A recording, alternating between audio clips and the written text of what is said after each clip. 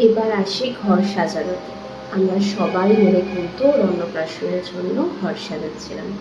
এটা ছিল যেখানে বৃদ্ধি হবে সেই জায়গাটা। আরে ভুল করে না, এটা নিয়ে একদম ছোট সাইজ নিয়ে চলে এসেছে। তোমাদেরকে আমি সাজেস্ট করবো এটা বড় সাইজেরও কিনতে পাওয়া যায়, তো তোমরা সেগুলোও নিতে পারো।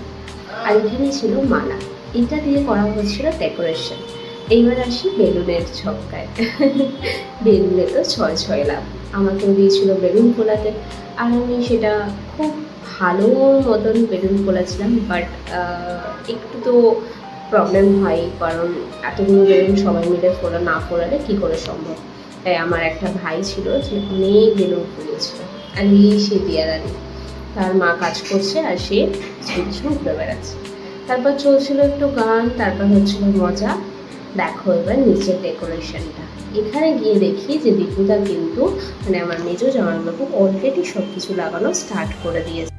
ভিডিওটা তাহলে এখানেই শেষ করছি। সবাই ভালো থাকবে, সুস্থ থাকবে। আবার একটা নতুন ব্লগের সাথে দেখা হবে।